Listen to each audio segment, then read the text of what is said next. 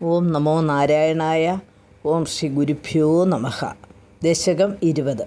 ഋഷഭയോഗീശ്വര ചരിതം. ശ്ലോകം 6. ജിതേന്ദ്രദത്താം കമനീം ജയന്തീം അതോദ്വഹൻ ആത്മരഥാശയോപി അജീജനസ്തത്ര ശതം തനൂജാൻ യേഷാം ക്ഷിതീശോ ഭരതോഗ്രജന്മ. പദം.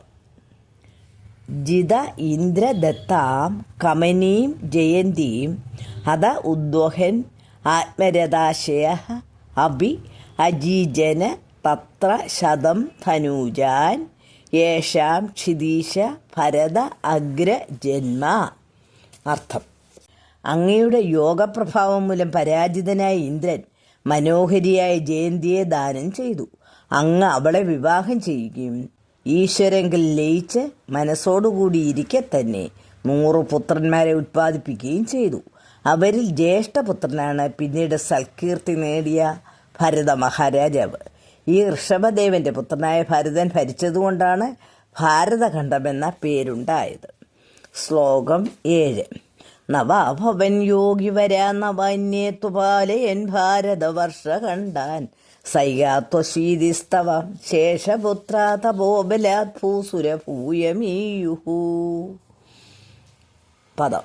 നവ അഭവൻ യോഗിവരാ നവ അന്യേ തു അപാലയൻ ഭാരത വർഷഖണ്ഡാൻ സൈകാ തു അശീതി തവ ശേഷപുത്ര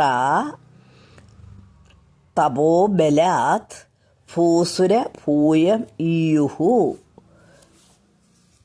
അർത്ഥം: അവരിൽ 9 പേർ മുനിവര്യന്മാരായി തീർന്നു. മറ്റ് 9 പേർ ഭാരതഭൂമിയിലെ 9 ഖണ്ഡങ്ങളെ പരിപാലിച്ചു വന്നു. ശേഷിച്ച അങ്ങയുടെ പുത്രന്മാർ എല്ലാവരും തപോബലത്താൽ ബ്രാഹ്മണരായി തീർന്നു. ശ്ലോകം 8. ഉക്താസുദേഭ്യോത മുനീന്ദ്രമധ്യേ വിരക്തിഭക്തിന്വിതമുക്തിമാർഗം സ്വയംഗത പാരമഹംസ്യവൃത്തി മദാജഡോന്മത്ത പിശാചചര്യാം. പദം. ഉക്ത്വാ സുദേഭ്യ അത മുനി ഇന്ദ്ര മധ്യേ വിരക്തി ഭക്തി അന്വിത മുക്തി മാർഗം സ്വയംഗത പാരമഹംസ്യ വൃത്തിയും അഥ ജഡോന്മത്ത പിശാചചര്യാം.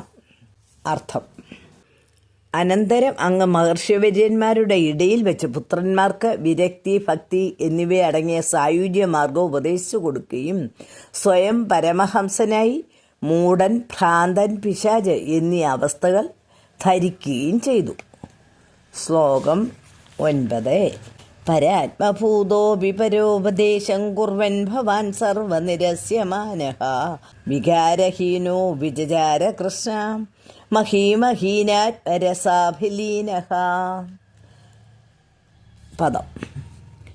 പര ആത്മഭൂതഃ അപി പര ഉപദേശം കുർവൻ ഭവാൻ സർവനിരസ്യമാനഃ വികാരഹീന വിചാര കൃഷ്ണാം മഹീം അഹീന ആത്മരസ അഭിലീനഃ. അർത്ഥം: പരമാത്മാവുമായി ലയം പ്രാപിച്ച് കഴിഞ്ഞിട്ടും പരന്മാർക്ക് മുക്തിമാർഗം തെളിയിച്ചു കൊടുത്തിരുന്ന അങ്ങ് സർവരുടെയും നീരസത്തിന് പാത്രമായെങ്കിലും വികാരഹീനനായി സച്ചിദാനന്ദം ആസ്വദിച്ചുകൊണ്ട് ഭൂതലം മുഴുവൻ ചുറ്റി നടന്നു. ശ്ലോകം 10. ക്ഷയുർവ്രതം ഗോമൃഗകാകചര്യാം ചിരം ചരന്നാപ്യ പരം സ്വരൂപം ദവാഹൃദാംഗ കുടകാചലേത്വം താവാൻ മമാപാകുരുവാദനാഥ. സർവത്ര ഗോവിന്ദ നാമസങ്കീർത്തനം. ഗോവിന്ദ ഗോവിന്ദ. പദം. ശയുവ്രതം ഗോമൃഗകാകചര്യാം ചിരം ചരൻ ആപ്യ പരം സ്വരൂപം ദവ ആഹൃത അംഗഃ കുടക അചലേ ത്വം താവാൻ മമ അപാകുരു വാതനാഥ. അർത്ഥം: മലമ്പാമ്പ്, പശു, ഹിംസജന്തു, കാക്ക എന്നിവയുടെ ജീവിത സമ്പ്രദായം അനുഷ്ഠിച്ച് വളരെ കാലം ജീവിച്ച അങ്ങയുടെ ആത്മാവ് പരമപദം പ്രാപിച്ചതിന് ശേഷം ശരീരം കുടക് മലയിൽ വെച്ച് കാട്ടുതീയിൽ ദഹിച്ചുപോയി. അല്ലയോ ഗുരുവായൂരപ്പ, എൻ്റെ ക്ലേശങ്ങളെ നശിപ്പിക്കണമേ. സർവത്ര ഗോവിന്ദ നാമസങ്കീർത്തനം. ഗോവിന്ദ ഗോവിന്ദ. ഹരി ഓം തത്സത്.